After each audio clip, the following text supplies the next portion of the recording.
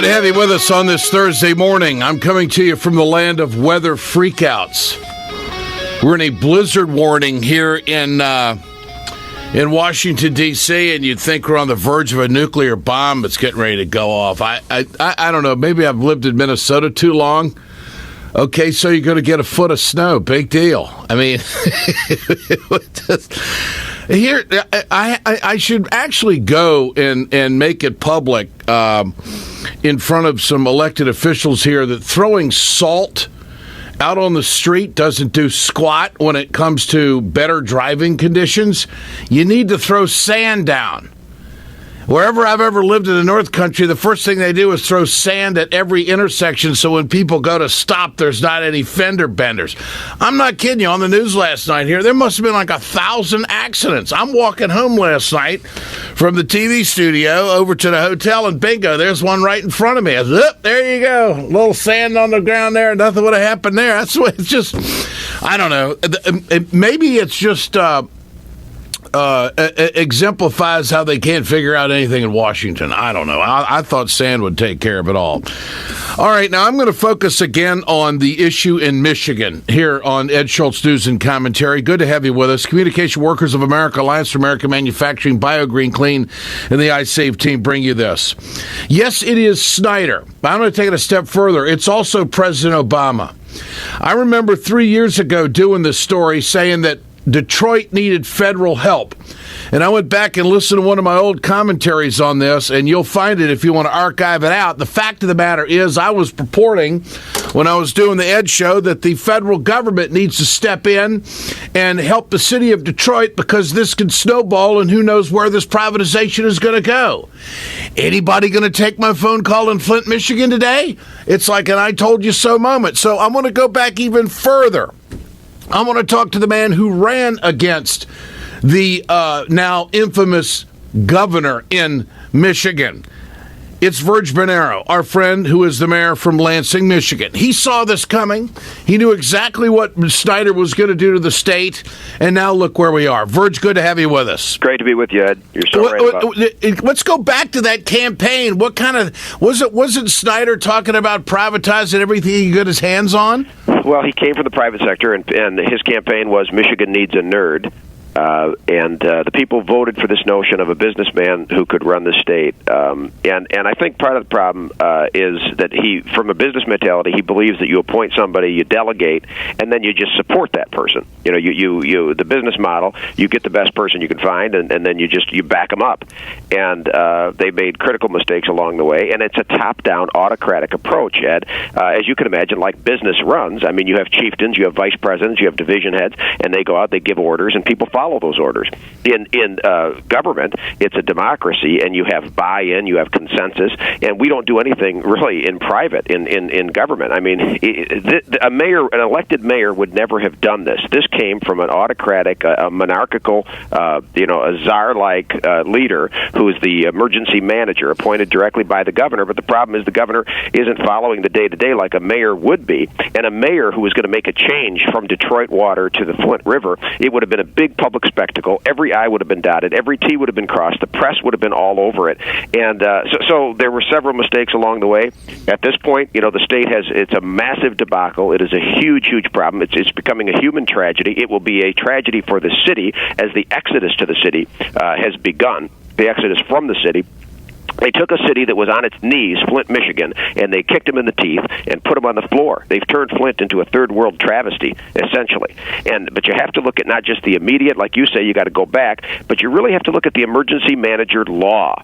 They say power corrupts, and absolute power corrupts absolutely. That's what I was going to ask you. This was all set up when the Republican legislature in Michigan passed a law that gave the governor the executive authority to appoint someone of a position of authority, city manager or manipulator, whatever you want to call it, to go into a municipality and undercut all local elections and really be a czar to turn everything around the way they want to. Isn't that right? Absolutely. And again, that's a corporate model. If you think about it, this is the corporatization of our democracy. And the idea that it pushes aside the city council, pushes aside the mayor, the elected mayor, and gives this person really a complete autocratic power. And the thing is, it's complete authority without accountability, Ed. This is the key. I mean, I talked to the mayor of Benton Harbor here yesterday in Washington at the mayor's conference, and Benton Harbor was taken over, and now the emergency manager is gone. And guess what? They're facing lawsuits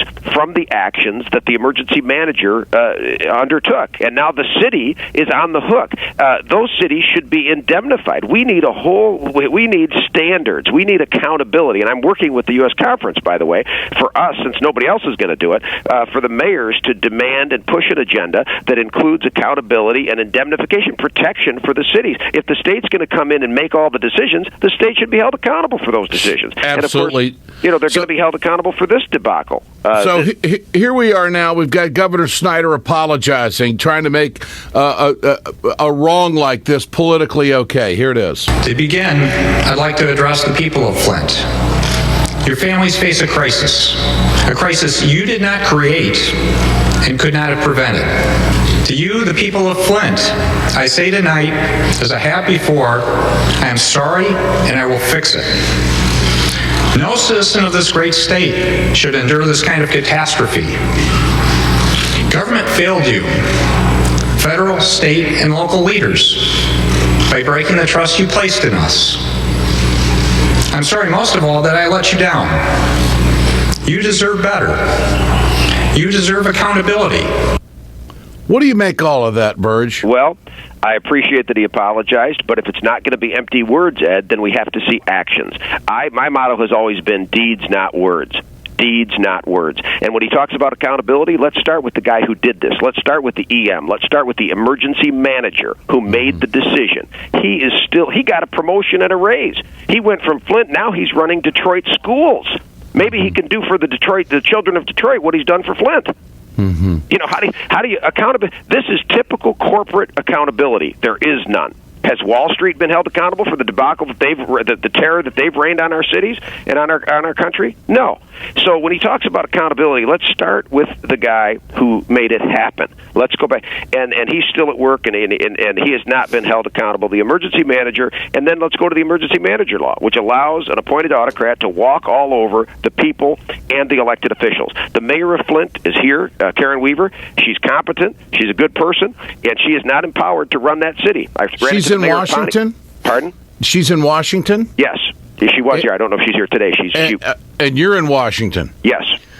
And the legal ramification is now the conversation that's out there between the mayors, right?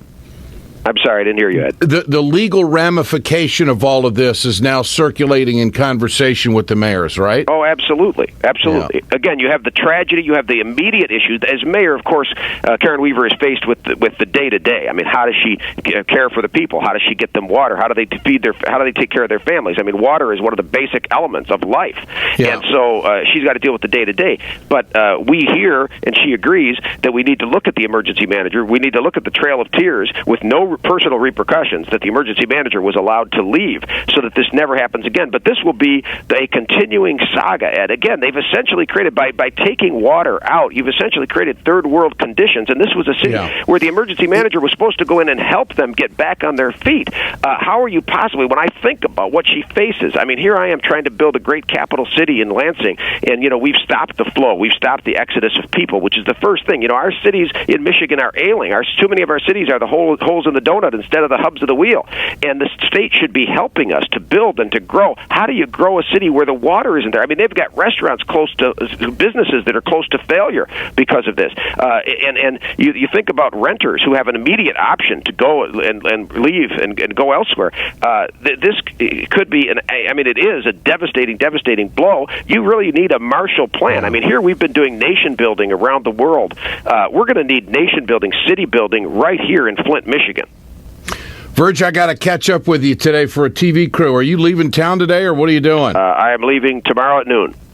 All right, my man, you're going to hear from us. We got to talk more about this. I'm not going to let this go because in some strange way, this story can do the 49 other states a real favor.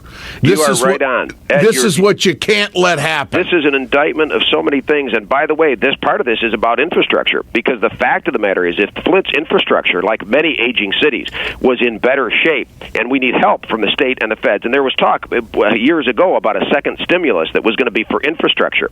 And if that had happened, and Flint was able to, over the years, replace their sewer lines, their water lines like we have in Lansing, we've done this over a period of 10 years, they wouldn't be in this position. But many cities are vulnerable to something like this because of the aging infrastructure. All right. We'll be in touch. Virg, you're great. Thanks so much. So we need more mayors like you across America, more leaders that aren't afraid to speak up and tell it like it is. And this is, in many respects, an irreversible situation, but it is also a model of what we cannot allow happen. And this is crazy. Snyder actually thought he should be president of the United States. Could you imagine? Thank you, my friend. Really appreciate it, Ed. You're a great American. You bet. Thanks, buddy. Thank you. This is Ed Schultz.